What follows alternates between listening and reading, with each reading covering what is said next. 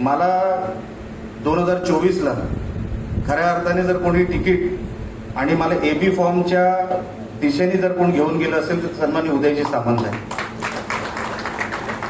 अनेकांना माहीत सुद्धा नसेल, माझ्या समोर जे तेव्हा आता माजी आमदार आहेत पण तेव्हाचे आमदार होते कुडाळ मालवणचे, ते आमच्या शिवसेनेतून लढायला तयार होते.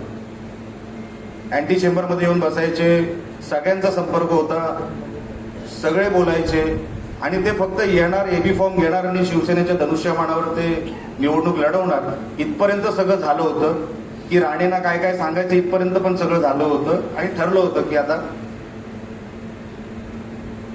पण देवाला काय मान्य होतं मला माहित नाही. मला उदयजी सामंत मला पहिलं घरी बोलवलं, मुक्तागिरीला बोलवलं आणि मुक्तागिरीला मी गेलो.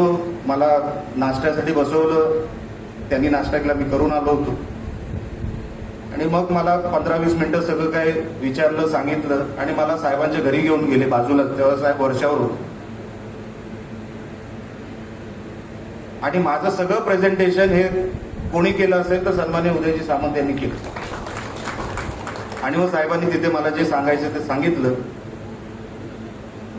म्हणून संजू परब असेल, मनीष दळवी असते, लक्षात ठेवा, तुम्हाला आमदारकीची तिकीट पाहिजे तर तुम्हाला कोणतरी उदय सामंतांसारखा लागतो, कोणतरी लागणार तुम्हाला. प्रेझेंटेशन कोण करतो हे महत्वाचं आहे, प्रेझेंटेशन कोणी करून चालत नाही.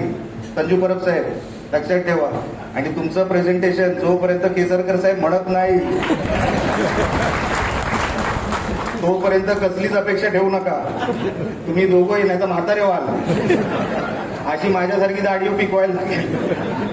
केसरकर साहेब कधी काय तुम्हाला जोपर्यंत ग्रीन सिग्नल देत नाही, विचार करा, आयुष्यभर लालच सिग्नल आहे, कधी पुढचं पाऊल टाकू नका. कारण का मी केसरकर साहेबांना जवळून हल्लीच्या हल्लीमध्ये 1.5 वर्षामध्ये मी त्यांना फार जवळून